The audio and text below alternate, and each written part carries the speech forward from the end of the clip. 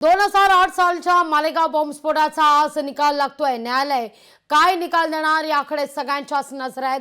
प्रज्ञा सिंग ठाकूरसह 7 आरोपींचा फैसला होणार आहे। स्फोटात 6 जणांचा मृत्यू झाला होता तर 101 हून अधिक जण जखमी झाले होते। या सगळ्याविषयी अधिक माहिती घेण्याकरता थेट जाऊया आपल्या प्रतिनिधी भाग्यश्री प्रधान आचार्य यांच्याकडे।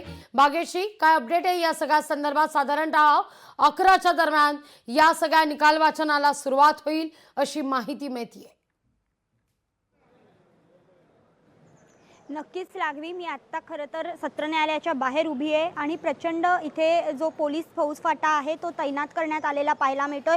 खरं तर माध्यमांना देखील आतमध्ये परमिशन शिवाय जाऊ देत नाहीयेत असं देखील सांगण्यात येतंय। आत्ता जर बघितलं तर स्वतः जे मेजर उपाध्याय आहेत ते इथे आले होते, मात्र माध्यमांना बघितल्यानंतर ते निघून गेलेले आहेत इथनं। मात्र परत थोड्या वेळात ते येतील, कारण आज प्रज्ञा साध्वी असतील, उपाध्याय असतील, त्रिवेदी, द्विवेदी, चतुर्वेदी या सगळ्यांना आज या कोर्टामध्ये हजर राहण्याचा जे संदेश देण्यात आलेला होता, आदेश देण्यात आलेला होता। लाहोटी यांनी हा आदेश दिलेला होता। आपण बघतोय की जे दोन्ही साइडचे गेट आहेत ते आता बंद करण्यात आलेले आहेत आणि अत्यंत महत्त्वाचा असा हा रिझल्ट असल्याने आणि ह्यामध्ये जे हाय प्रोफाईल प्रज्ञा साध्वी सारखे हाय प्रोफाईल लोक असल्यामुळे या केसला अधिक महत्त्व प्राप्त झालेलं आहे। त्यावेळेला जर बघितलं तर 6 लोक मृत्युमुखी पडले होते, 101 लोक जखमी झाले होते। ATS कडनं NIA कडे आला हा तपास। या सगळ्यामध्ये जवळपास 17 वर्ष गेले आणि मकोका लागला होता।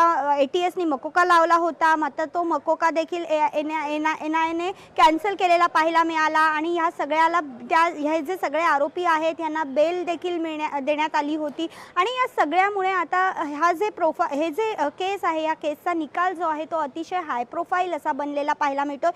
जवळपास 313 साक्षीदार होते, त्यापैकी 30 ते 40 साक्षीदार जे आहेत ते फितूर झाले होते। त्यांनी ATS ने आमच्याकडनं अतिशय जबरदस्तीने जबाब नोंदवून घेतल्याचं सांगितलं होतं। त्यातले काही साक्षीदार होते ते मृत्युमुखी देखील या दरम्यान पडले होते। अभिनव भारत या संस्थेने हे सगळं घडवून आणल्याचं बोललं जातं। यामध्ये प्रज्ञा सिंग ठाकूर यांची गाडी वापरण्यात आली होती असा देखील आरोप केला होता। मात्र प्रज्ञा सिंगने या आरोपाला फेटाळून लावताना युक्तिवाद जो केलेला होता तो असा होता की जेव्हा ती गाडी वापरली त्याच्या आधीच ती गाडी मी विकलेली होती, अशा पद्धतीचा युक्तिवाद प्रज्ञा सिंग यांनी वापरला होता। अनेक जे साक्षीदार होते त्यांचे रेकॉर्ड्स जे आहेत त्याचं व्हॉइस रेकॉर्डिंग देखील करून घेण्यात आलेलं होतं। या सगळ्यामुळे हा रिझल्ट अत्यंत महत्त्वाचा आहे आणि हळूहळू एक जे आरोपी आहेत ते आता कोर्टाकडे येताना पाहायला मिळतात।